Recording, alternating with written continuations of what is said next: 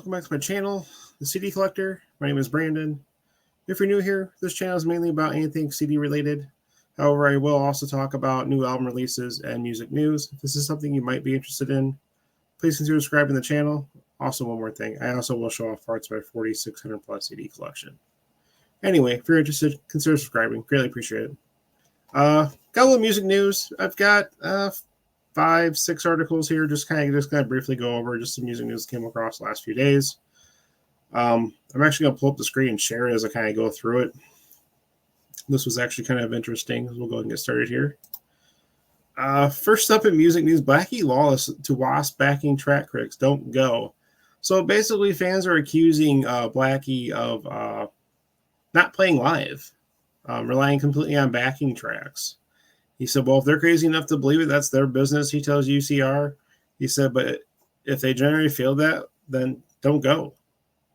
So, I mean, there's people suggesting that they're not performing live at all. I'm sure they probably are. Right now, they're still on tour celebrating the 40th anniversary of their self-titled debut album.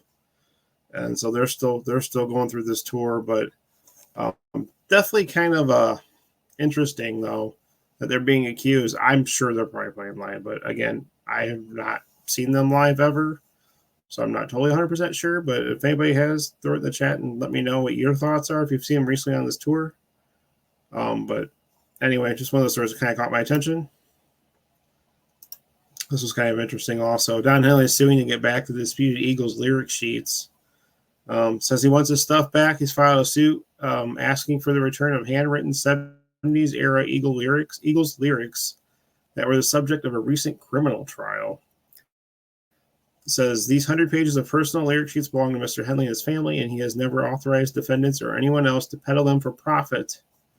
Charges against the memorabilia dealer Edward Kosinski and former Rock and Roll Hall of Fame curator Craig Nicardi were dropped back in March. Rare book dealer Glenn Horowitz also faced criminal complaint, but is not named in Henley's new legal action. So interesting. Looks like they're valued at more than $700,000. So I guess we'll kind of see where this goes and plays out further in court. So we'll see this. We'll see what happens to this. Stay tuned. Looks like there'll probably be more coming about this.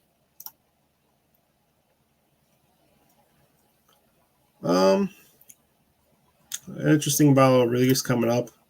Bill Wyman of obviously the Rolling Stones is coming out a new album called Drive My Car, scheduled to be released on August 9th. Features 10 songs with 2 additional tracks on CD and the digital versions. In addition to covers of Bob Dylan's Thunder on the Mountain, Taj Mahal's Light Rain, and John Prine's Ain't Hurtin' Nobody, Drive My Car includes 5 songs written or co-written by Wyman. So that'd be very interesting to check out. Again, that's coming out on August 9th.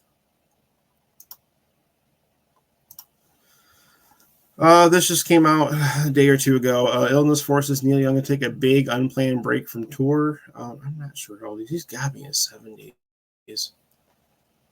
Looks like the move came before the band had to call off a show in Chicago on May 23rd, a few hours before it was to begin.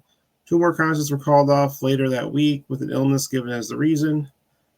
I don't think there's been any disclosure of the illness, but he's going to have to take some time off to recover, and they're more likely going to probably reschedule any upcoming dates that were postponed. But obviously, health is number one priority. He's got to be in his mid-late 70s at least, if I'm not mistaken here. So, but so hope he gets better. As far as Neil Young goes, I'm really not a big Neil Young fan. I mean, I respect his work as a musician and songwriting, but it's unfortunately just not my cup of tea. This is kind of cool. Haven't seen anything or heard anything about these guys in quite a while. Edema. God, when did the album come out? Their first big album, late 90s, somewhere in there. They have a new album coming out. They signed Cleopatra Records, and a new album due out in 2025. Yeah, I can't even recall when their first debut album came out. It's been a long time. I think I still have it in my personal collection, but I'll be curious to check this out. Definitely, I'm sure there'll be some singles released prior to the album. So I'll be listening to see if this is something I'm going to be adding to my collection. So stay tuned for a release date, and I'll let you know when I find out what that is. And last piece of news, not good news. Sickaville frontman Lou Kohler is diagnosed with esophageal tumor. They've canceled the European tour. So he's going to be fighting cancer, it looks like. He wanted to set the record straight because there was rumors going around. It turns out it's because they found a tumor in his esophagus that goes into the stomach. He'll be getting treatment all summer. And, of course, obviously with full support of the band. He needs to get better before they can tour. I'm going to assume once he does heal and recover from this, that they'll reschedule his European dates. But anyway, just figure I'd put out a few news stories here, short and sweet and to the point. If you got any information out of this, consider subscribing to the channel. I'd greatly appreciate it. Also, click the like button, which also does help the video out, and click the bell for other future notifications of news just like this.